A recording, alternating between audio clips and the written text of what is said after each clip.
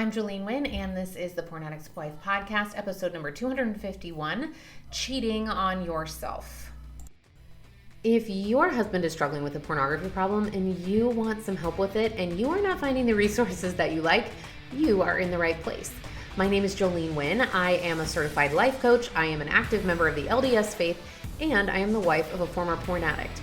And on this podcast, I am going to share with you the tools that you need in order to start your healing journey.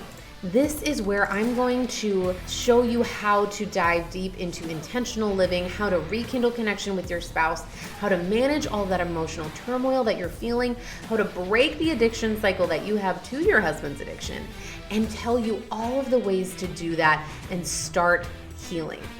I am so glad that you're here, and I can't wait to get started. Let's go.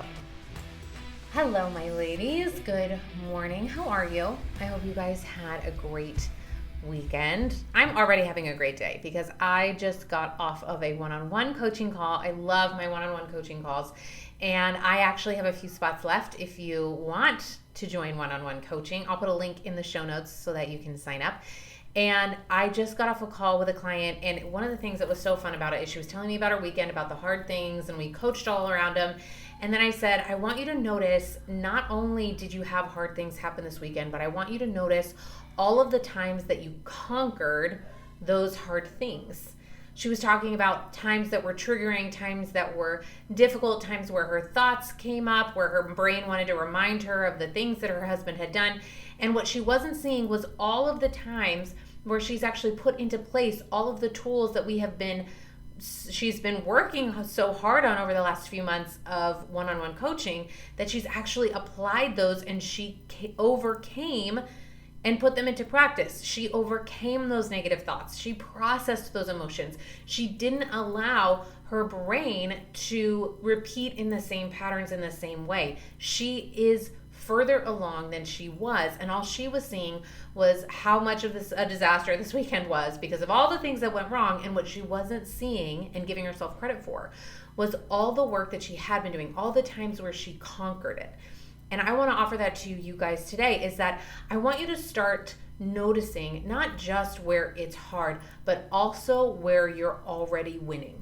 Notice the times where you catch a thought for the first time. Notice the time where you do process an emotion. Notice the times where you take the next step forward, where you don't react in the same way that you used to, where you create a pause before you start yelling at your kids or before you start yelling at your husband or whatever it is.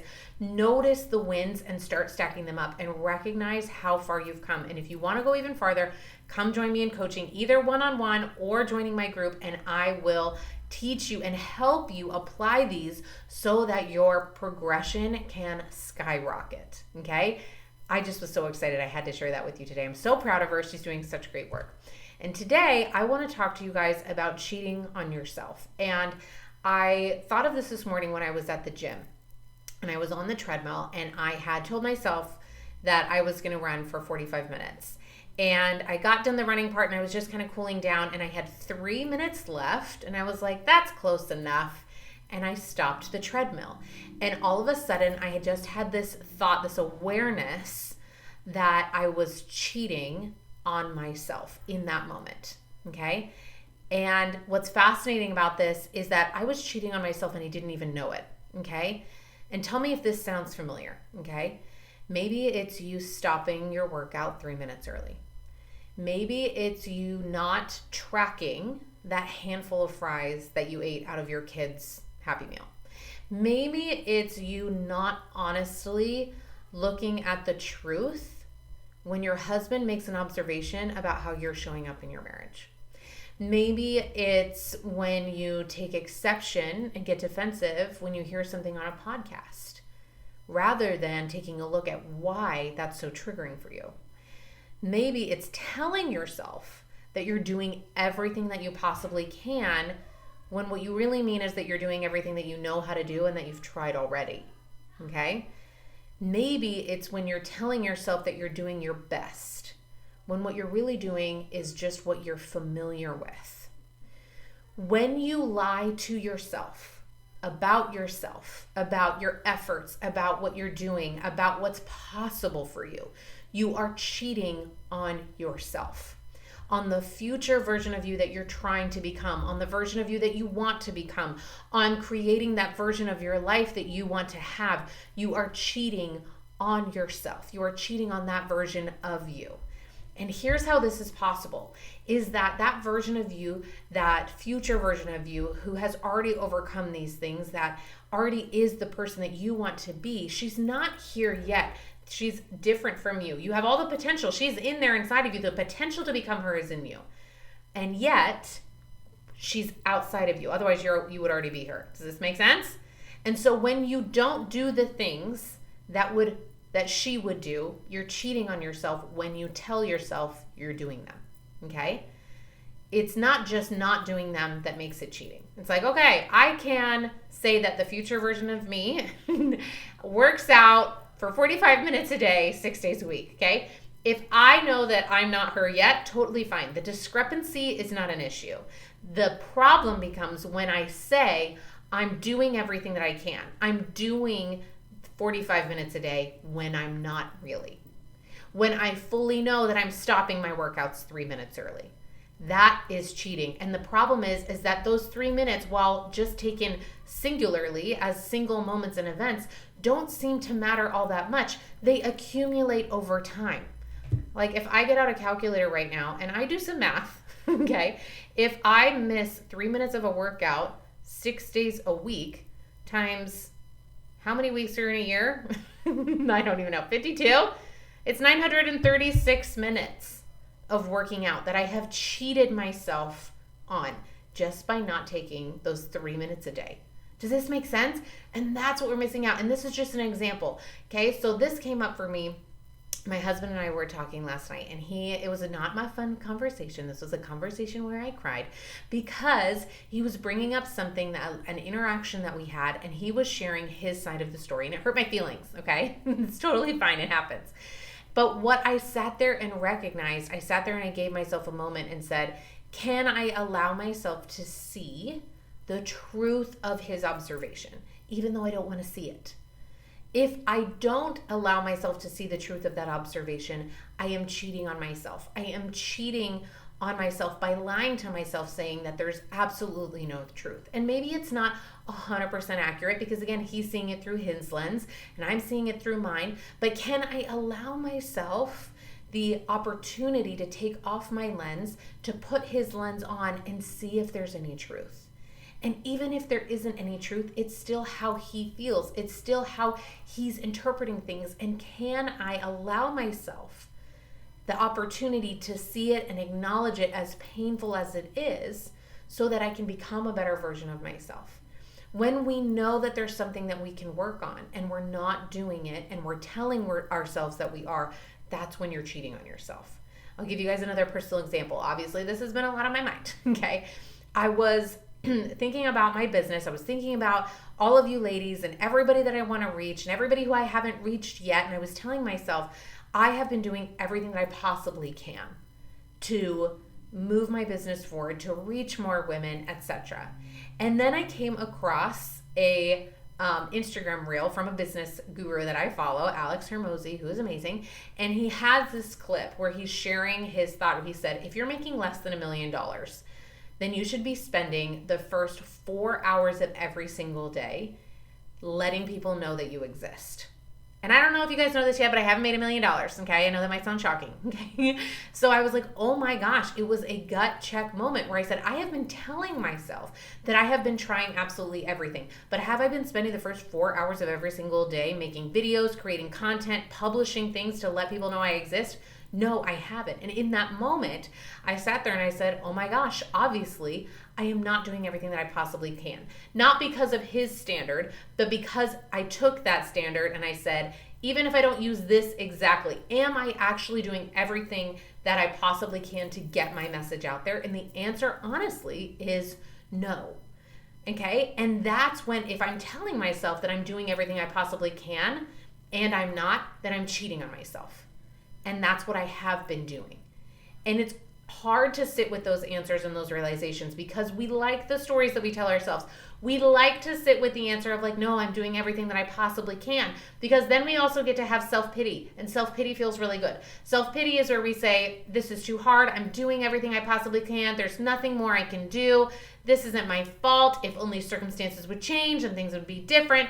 And it feels really good because we get to tell ourselves that we're doing everything. We get to feel the goodness of, well, I'm trying my best. But we don't actually have to live with the discrepancy of saying, is this actually my best? And recognizing that it's not. And the reason why we don't like to sit there is because most of us then have severe self-judgment that likes to come in. What I want to offer is that we don't need the self-judgment. Most of you guys have a hard time sitting with this is because when you start to recognize, okay, here's the discrepancy. I've been telling myself that I have been trying everything possible to lose weight, but when I actually take a look at what I've been trying, I haven't really been trying. I haven't counted calories. I haven't exercised regularly for any extended period of time, and I've just been worrying about it, which I've been telling myself is how I've been quote unquote trying. And when we sit there and we fully and honestly acknowledge it, then self-judgment wants to come in and say, oh my gosh, I'm the worst. I can't believe this. It's never going to happen for me. Hopelessness wants to come in, self-doubt, and then we beat ourselves up into a pulp where then we just want to eat a carton of ice cream and say it's not even possible. Okay? That's typically what we want to do. That's how we respond. And I want to offer is that we just instead sit in awareness. Okay? As you guys know, the very first step in changing anything about yourself, in creating the version of you that you want to become, in creating the life that you want to have, is awareness. Step number 1, awareness. Step number 2, acceptance. It means not judging yourself for where you are, for not judging yourself for not tracking the food that you thought you were tracking, for not exercising like you've been telling everybody or telling yourself that you've been doing, and just saying, you know what, I haven't been doing those things, and that's okay. Doesn't mean I have to stay here, but I'm not going to be able to change anything until I take an honest look at where I am. That's when we can start changing things, okay? So I want to offer you guys today to start looking at, what are you telling yourself that you're doing that you're not? Where are you cheating on yourself? Are you telling yourself that you're doing everything you possibly can to get over your husband's pornography problem? Because I guarantee you, you're not. Okay, and that's a hard realization, and the reason that I'm saying this is because I love you and I know that you can have the life that you want. You can have a reality where you're not struggling with anxiety, where you can go to the beach and it doesn't even cross your mind to think about what your husband might be thinking. And I know this because I have done it. There is a reality waiting for you where you can actually feel confident walking out of the bedroom, walking into the bedroom with lingerie, initiating intimacy with your husband, and not second guessing when he wants to initiate too. You can feel confident and comfortable holding his hand when he sits next to you on the couch. You can feel comfortable in your own skin. And all of this is possible and waiting for you. And if you're telling yourself that you're doing absolutely everything that you can to get over this and it's just not working, I promise you it's not the case. Where are you cheating on yourself? Are you telling yourself that you're doing everything you can to lose weight? Because you're probably not. Or maybe you just need to do everything longer, okay? Where are you cheating on yourself? Are you cheating on yourselves in your relationships? Telling yourself that you are the one that's doing all the work, that you are the one who's putting in all the effort into whatever relationship that is, and that it's not your fault that it's gone downhill. Are you cheating on yourself by telling yourself you don't have time, you don't have energy, you don't have money, you don't have the capacity to do the things that you want to do? I promise you, you do. Are you cheating on yourself by believing the lies that have been perpetuated into your brain by society or through your old thoughts and beliefs through your whole life that are keeping you exactly where you are today? Ladies, I want to offer that today you take an honest look. Where are you cheating on yourself? Where are you telling yourself that you're doing everything you possibly can and yet it's not quite true? And I want to offer that you do it with so much grace and compassion and leave all the self-judgment aside. You don't need any of it. This is not an episode where I'm going to tell you that you need to be doing 100 more things in your life, because you don't. What I want you to notice, though, is that if there is a reality that you are trying to create, if there is a version of you that you are trying desperately to go after and you haven't arrived at her yet, then it's time to take an honest look and say, am I doing everything that I can to get there? And what's in my way? Because those things that are in the way, if you're telling yourself you're doing everything you can to get past those and you haven't yet, then there's a possibility in there that you're cheating on yourself, that you are telling yourself you're doing everything you can to get past those, and yet you aren't. Maybe it's in the unwillingness or lack of desire to trust him again. I want to trust him again. If you're saying, okay, there's a version of me that I want to become where I trust my husband, and yet I'm stuck in this distrust, I'm doing everything that I can to get past it, it could be that you're cheating on yourself a little bit because we're not acknowledging that there's part of you that doesn't want to trust him. Does this make sense? If you aren't yet the version of you that you want to become, take an honest look with grace, compassion, humility, and that's what's going to be able to allow you the space to see the gap, to see, okay, where can I shift? And again, do this from a place of curiosity. If what I'm doing up to this point hasn't worked, what can I do differently? What else can I try? Maybe it will require me trying and doing 4 hours of every single day, the first 4 hours of every day, making videos to get my message out there. Maybe that's what it requires. Maybe it requires tracking my food. Maybe it requires hiring a nutritionist. Maybe it requires reducing my calories. Maybe it requires trying something that I've never tried before. Maybe it requires hiring a one-on-one coach. Maybe it requires joining Jolene's coaching program. Maybe it requires me to do more than I've been doing. And if I'm not willing to do that yet, no problem. But ladies, I want you to choose that on purpose, rather than telling yourself the lie that you're doing everything that you possibly can. And I also want to offer that this is not an option or an opportunity for your brain to give you excuses. That's not what I want to offer here. It's not, okay, well, I am doing everything I can because here's all the options that I could use, but I'm incapable of using them, right? It's like, okay, well, sure, I'm doing everything I can to lose weight. I could hire a trainer, I could hire a nutritionist, I could join a gym, but here's all the reasons outside of my control why those are impossible, because that's victimhood, okay? We want to start playing with the idea of what are the options that I could do, and maybe I could hire a nutritionist. How much does it even cost? Do I even know? How much is a personal trainer? Do I even know? How much could I earn in order to pay for those things? Start creating opportunities for yourself rather than using excuses to limit yourself of what's possible. Everything is possible for you. The life you want is possible. The version of you that you want to become, that confident, calm, peaceful version of you who feels at relief, who feels unstuck, who feels in control, she is waiting for you. And she is ready.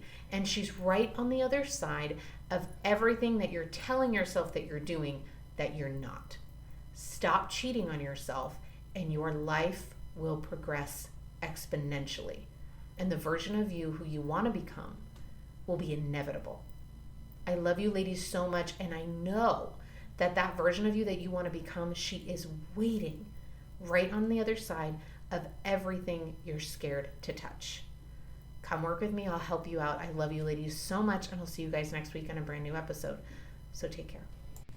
All right, ladies, if you are loving what you're learning on the podcast, I want to invite you to take the next step and come join my Lifetime Access coaching program. This is where we take everything that you're learning on the podcast and I help you personally apply it so that you can create a true transformation.